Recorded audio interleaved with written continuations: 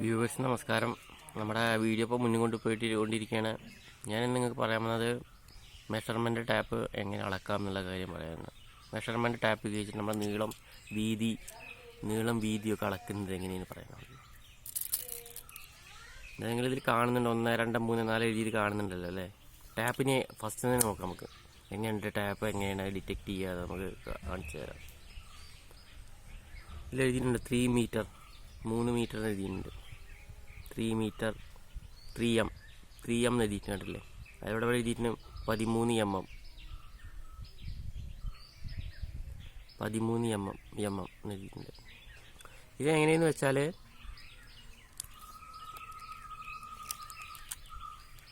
ഈ ടാപ്പിൻ്റെ ഇടയിൽ കൂടെ നമ്മൾ കാണുന്നുണ്ടല്ലോ, ഈ വരഞ്ഞിട്ടുള്ള വരകൾ കാണുന്നില്ലേ, കണ്ടോ 7 എന്ന് എഴുതിയെടുത്ത് കണ്ടോ, വര കാണുന്നില്ലേ, ചെറിയ വരകളിങ്ങനെ. ആ വരകളിൽ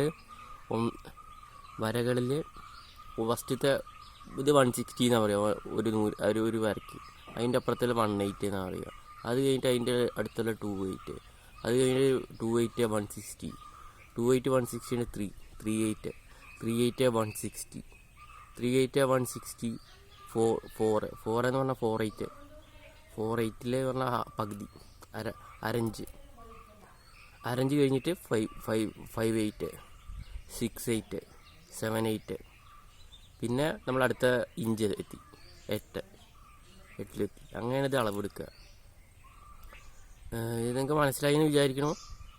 നമ്മൾ പിന്നെ മീറ്റർ എങ്ങനെയെന്ന് വെച്ചാൽ, മീറ്ററല്ല, അടി കണക്ക് എങ്ങനെയെന്ന് വെച്ചാൽ, ഇങ്ങനെ ഓരോ ഇഞ്ചിന്ന് 12 ഇഞ്ചായി കഴിഞ്ഞാൽ 12 ഇഞ്ച് 11 കാണുന്നുണ്ടോ, 11 കാണുന്നുണ്ടോ, ഇത് കാണുന്നത് 12 ഒരടി 1 ഫീറ്റ് എന്നാണ് പറയുന്നത്.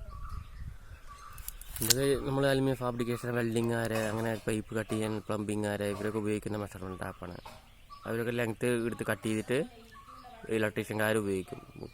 കൊടുന്ന് ഫിറ്റ് ചെയ്യുക, കട്ട് ചെയ്ത് സെറ്റ് ചെയ്ത് ഫിറ്റ് ചെയ്യും. പ്ലംബിങ്ങുകാർ പൈപ്പിൻ്റെ അളവെടുക്കും. വെൽഡിങ്ങുകാർ കട്ട് ചെയ്തിട്ട് വെൽഡ് ചെയ്യും. അലുമിനിയംകാർ അളവെടുത്തിട്ട് ജോയിൻ ചെയ്യും, ഫിറ്റ് ചെയ്യും. നിങ്ങൾക്ക് എന്താണെന്ന് മനസ്സിലായിട്ടുണ്ടാവും എന്ന് നമ്മൾ പറഞ്ഞത് എന്താണെന്ന്. മെഷർമെൻറ്റ് ടാപ്പ് എങ്ങനെയാണ്, അതെങ്ങനെ എടുക്കുക എന്നുള്ളതും ആരൊക്കെ ഉപയോഗിക്കുന്നു എന്നൊക്കെ പറഞ്ഞു.